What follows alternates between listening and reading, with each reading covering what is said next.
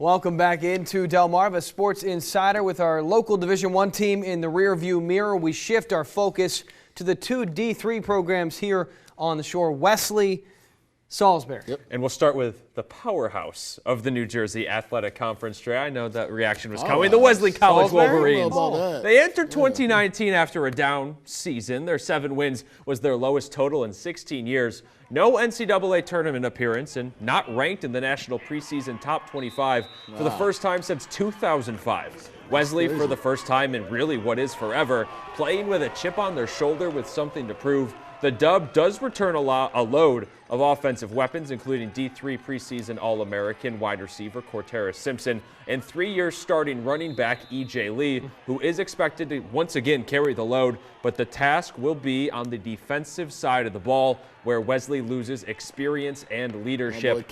Second-year head coach Chip Knapp they'll miss him for sure. Second-year head coach Chip Knapp will lead Wesley in their first test of the season on September 7th when they travel to take on Franklin Pierce. And to get us more adapt to what the schedule will look like for the dub this year, Drew Williams is standing by.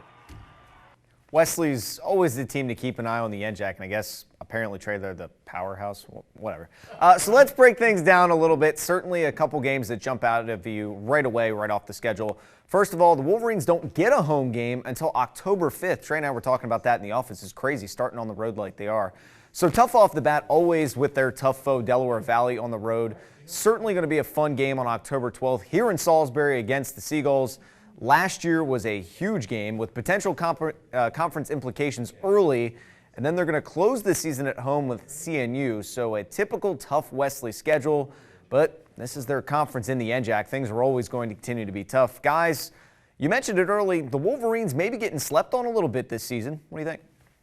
Oh, man. Yeah, Wesley, a lot to take in for this new year. A season removed from when their whole program was flipped upside down. The first thing that stuck out to me is the road games there. There's a lot. Yeah, 5 of their first 6 games will be on the road. I mean, when you have a young team on the offensive side of the ball, I mean, you know, we talked about their playmakers, but namely the quarterback. The quarterback was Khalid Burrows last year. He's not there, obviously, this year, so no idea who is going to start. But, you know, you just want to weather that storm. They will have E.J. Lee, and that's a good thing. But, you know, if you don't have a great defense, you know, I don't know. We'll have to see what happens with Wesley. Yeah, we talked about the weapons that they have on the outside, but who's going to throw it to them? Yes. E.J. Lee is going to be, again, once again handling the brunt of the work for Wesley and Chip Knapp. And Ryan, you kind of hit on it. Since their whole program was flipped upside down with the passing of Coach Mike Dress. And trying to recover from that because unexpected and sad as it was, there's still football to be played. Yeah, I think that is one thing that has been harder to do, not just emotionally, but when you take away a guy like that and what he did for that football program in its entirety, the kids especially, when you look at just football, that was a very, very big loss for that program. Yeah, and honestly, to pick up 7 wins may have been a testament to their fortitude and their competitive fire, and so we'll just have to see how things turn out this year. But while we're in the NJAC, as we know, there's another team that Trey and Drew like to think is the powerhouse. Yeah, but you know what, guys, real quick, Wesley was picked in the preseason to win the NJAC. But clearly everybody doesn't know what they're talking about. We're talking about the Harvard of the Mid-Atlantic now. Exactly. No. Coach Sherman Wood and his team return a boatload of talent on the offensive side of the ball. Team that averaged over 340 rushing yards per game. And they can throw it, too, as you just saw. Jack Nowitzki, Mike Ryan, Mo Ford are the guys that held things down throughout the season last year. Well, Salisbury started last season 8-0 before dropping their final 3 matchups of the year. That Wesley game was really, really a killer. That'll certainly be a point of emphasis this year from Coach Wood, not only to get off to a great start, but a great finish. Salisbury begins this year when they travel to take on Albright. For more on the Gulls, road ahead, toss it back over to Drew. Gotta love it, right? Harvard of the Mid-Atlantic, the gem, right, of Salisbury. So let's get to the other team in the NJAC, as we mentioned, with Salisbury. Taking a look at how SU will start things off. You heard Trey mention it. They're going up against Albright and Wisconsin Oshkosh before a tough stretch in back-to-back weeks against conference foes Wesley and Rowan. At least they'll be at home for those games before closing things on the road against TCNJ and William Patterson. Teams SU has had good success recently against in the past, but a big juggernaut in Frostburg has left the conference, leaving the door wide open for SU and, as Wesley mentioned earlier, to try and stand alone on top of the mountaintop. Trey, I know one seagull to another. We've got a little bit going for us. Another team to try and make a run in the conference. What do you guys think? Salisbury 8-3 last year, but they didn't win the conference. They didn't make the tournament as an at-large.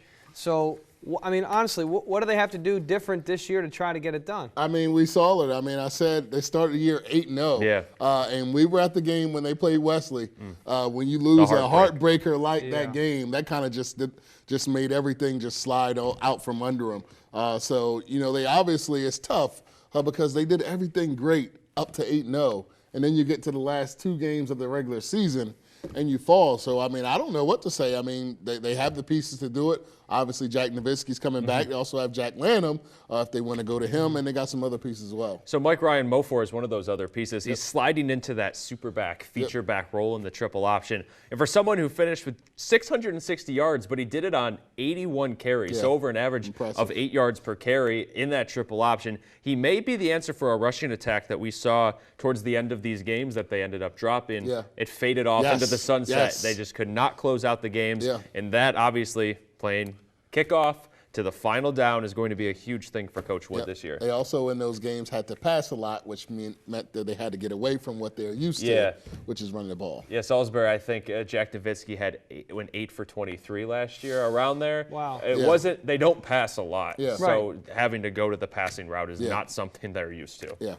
All right, you know, guys know what is exciting is D3 football, right? What's that? Local news, of course. It's going to do it for this block. When we return, we have some local news. Ocean Pines has a plan for flooding, and they're rolling it out this weekend. It's exciting. Details when we return. Hi, my name is Zach Covington. I go to Delmarva High School, play tight end, and you're watching Delmarva Sports Insider.